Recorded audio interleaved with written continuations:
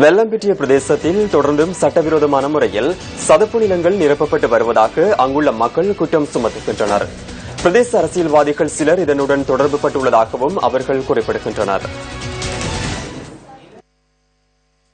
வெள்ளம்பிட்டிய புத்கமுவ பகுதியிலேயே இந்த சதுப்பு நிலம் காணப்படுகின்றது.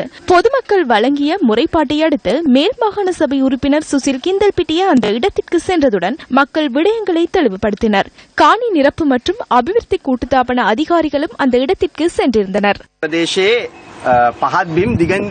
பிரதேசத்தில் உள்ள சதுப்பு நிலங்கள் தொடர்ந்தும் நிரப்பப்படுகின்றன. அவற்றை நிறுத்த நாம் போராடினோம். விலைவாத்த பகுதியில் இவ்வாறு சட்டவிரோதமாக நிரப்ப சென்ற போது அதிகாரிகள் தலையிட்டு நிறுத்தினார்கள். கலனி முல்லையில் பல ஏக்கர்கள் நிரப்பப்பட்டன. அவற்றை நிறுத்த முடியாமல் போனது. அரசியல் ஒத்துழைப்புகள் இன்றி இவற்றை செய்ய முடியாது. சட்டவிரோதமான முறையில் இவ்வாறு சதுப்பு நிலங்கள் நிரப்பும் நடவடிக்கைகள் தொடர்ந்தும் அதிகரிக்கப்படுகின்றன. இதனால் கொரோனாவை தண்ணீரில் மூழ்கும் நிலை ஏற்படும். தற்போது அவசரமாக இந்த சதுப்பு நிலத்தை நிரப்புகின்றனர்.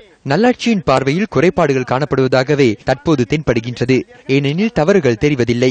பணத்தை பெற்ற அரசியல்வாதிகள் செய்யும் வேலையே இது. இவ்வாறான சட்டவிரோத நடவடிக்கைகளுக்கு இடமளிக்க வேண்டாம் என நாங்கள் அதிகாரிகளிடம் கேட்டுக்கொள்கின்றோம். இதற்கு எதிராக நடவடிக்கை எடுங்கள். அவ்வாறு இல்லை என்றால் நாங்கள் மக்களுக்காக போராடுவோம். அதனை நிறுத்த முடியாது.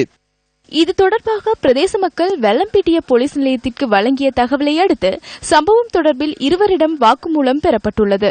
சதுப்பு நிலங்களை நிரப்புவதற்கான ஆவணங்கள் இல்லாமையால் பேக்கோ இயந்திரம் உள்ளிட்ட சில பொருட்களை கைப்பற்றியதாக போலீஸ் ஊடகப் பிரிவு நியூஸ் ஃபர்ஸ்டுக்கு தெரிவித்தது. அரசியல் தலையீட்டில் இடம்பெறும் இந்த செயற்பாடுகளுக்கு எதிராக குரல் கொடுப்பவர்களுக்கு பல்வேறு அச்சுறுத்தல்கள் விடுக்கப்படுவதாகவும் பிரதேசவாசிகள் தெரிவிக்கின்றனர்.